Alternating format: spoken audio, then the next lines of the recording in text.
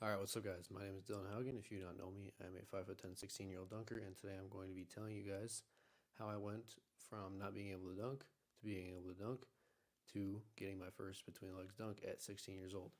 So, if you guys did not watch my last podcast, I covered my entire journey from not being able to dunk at all to getting my first dunk as a 5'8", 13-year-old.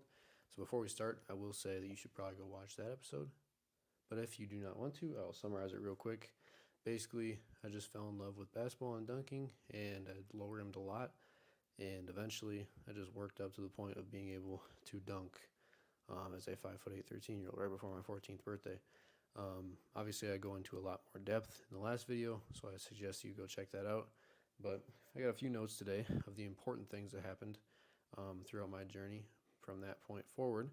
So the first thing I will say is that obviously I got my first dunk, and after that, I wasn't really sure what I wanted to do next. I just knew that I wanted to be a good dunker. I was talking to pro dunkers. I was in the dunk community at that point, kind of.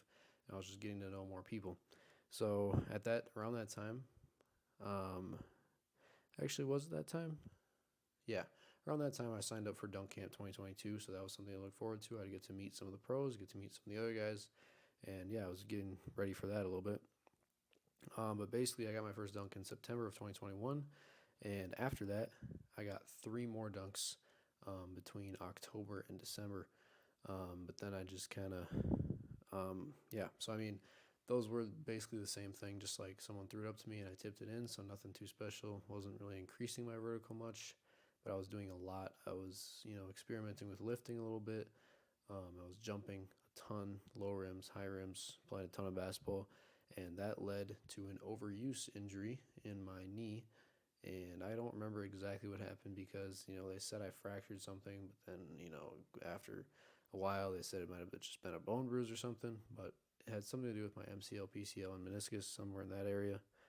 So I was out from January to February, and I came back in February, and I basically immediately, the first session back, the first day back off of crutches, I went and dunked because I was not very smart, and I got a two-hander.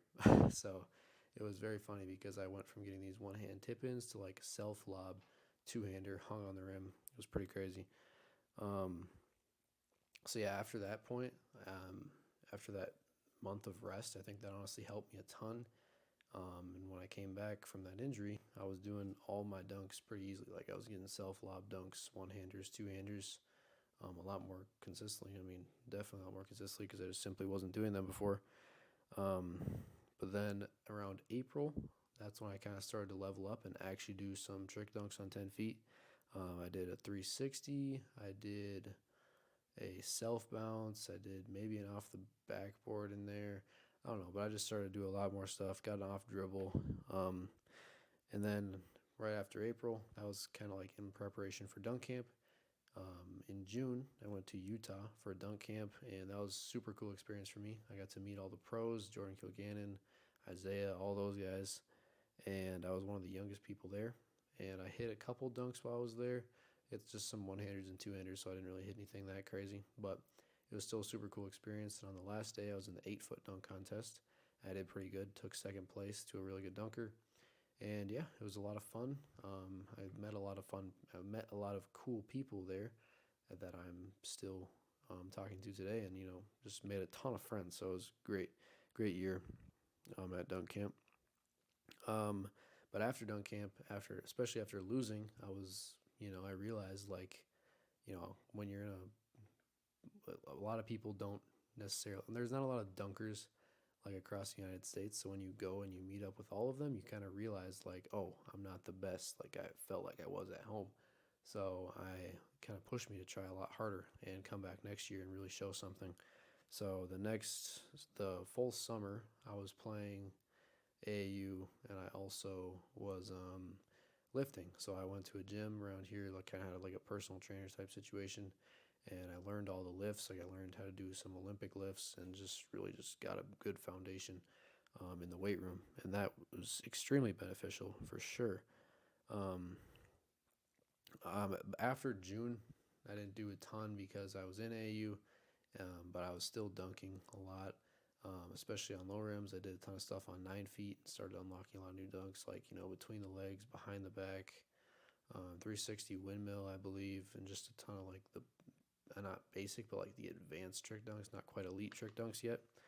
But then once November rolled around, that's when I kind of really started to see a spurt in my vertical, and I could definitely credit that to the lifting that I had done, the jumping that I had done, but also just maturing and going through puberty even more. So in November, I like very clearly remember this. We were on a court. It was like a fall ball tournament situation, and in the tournament, We went around this court, and it was like my first game of the day. And I was in warm ups. I always just try dunking warm ups, of course. And in fall ball, they don't really call technicals or anything like that. So I was going up, just doing my warm up jumps, and on like a 50% jump, I almost dunked off dribble. And I was like, what the heck? And by the end of warm ups, I was doing like 360s off dribble and stuff. And I was like, okay, these rims are definitely low. And that was my takeaway. And I know that those rims were low for a fact. It was probably 9.9. I mean, maybe they were 9.10, but who knows? That was at that time I didn't measure things, and even if it was, I'm not going to measure it for a game. But during that game, I got 2 in-game dunks. One of them was off dribble, and one of them was someone threw me a lob, and I dunked it. And I had 0 in-game dunks before that. And then literally 2 days later, I was at the gym, and I got my first windmill. And that was a super meaningful dunk for me because it was kind of like my first trick dunk. It was a really cool week for me for sure. Hit my first 2 in-game dunks and my first windmill. After hitting my first windmill, I was not fully sure what I wanted to do next because there's just a ton of dunks out there, and I wasn't sure like what was even like possible for me to do. So I kind of just started trying everything. Like I was trying between the legs, I was trying 360 windmill, and I wasn't really close to anything because there's quite a bit of a jump from a windmill to like the next big trick dunks. So between December, so I got my that what I just talked about, like the windmill and in-game dunks, was in November. Between December and February, I basically didn't dunk at all. I dunked in warm-ups of games. I dunked sometimes out of the practice and stuff, but I was in season, and you know how in season, if you guys don't know, we basically get killed in season. There's a ton of running. Cardio is not good for explosive movements. If your coach thinks that, they're simply wrong. It's just a fact that cardio does not really build explosiveness, especially when you're doing long distances and stuff. Playing a bunch of games, my CNS was just destroyed, and I really couldn't dunk. I mean, I could still dunk, but definitely not windmilling. But when I came back in February and like April, May, that area, I started getting back into it, and I was windmilling pretty consistently again. And well, I had only windmilled one time, but then I came back and I was windmilling, like in Crocs. Like it was a really crazy time. And around this time, it kind of snuck up on me, but dunk camp was literally just a couple months away. So I was preparing for Utah Dunk Camp 2023, and I really wanted to show something this year. But because of basketball season, I was not feeling too confident going into it. So I go to dunk camp. First day, we're testing our verticals, and I'm hoping to get 40. But right when I'm warming up for my vertical test, I start realizing that my knee pain is pretty crazy. During the basketball season that year, I started to develop something called quad tendinopathy in my left knee. It's basically just like right here, around there, and I wasn't doing anything to really stop it. So because I didn't really know what to do, now I could do like rehab for it a lot better. But at the time, I really didn't do anything, and so I went into my test, and I was hurting a ton. And I still managed to test 37.5, which was an inch increase from the year before. And I touched 11 feet, which was still pretty good.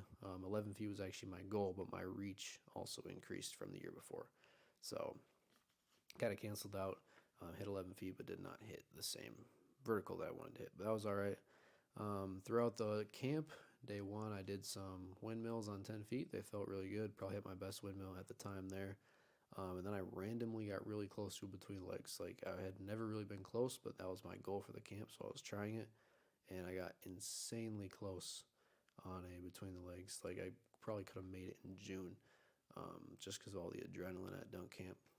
Later in the week on Thursday, we did a 9-foot dunk contest, like the official dunk camp 9-foot dunk contest, and I won.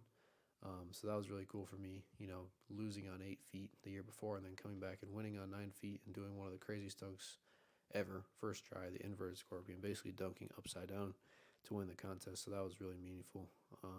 And there was a ton of good dunkers there.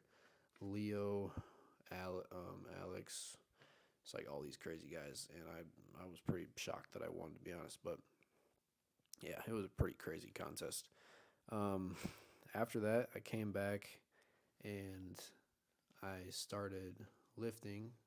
I was on a program. Well, before dunk camp, I was still doing like that personal trainer thing. When I came back, or actually no, before dunk camp, before dunk camp, I was on Jump Master with Jordan Kilgannon. So Kilgannon was kind of programming for me, and that was pretty good. But when I came back, I don't remember why, but I just like stopped doing it.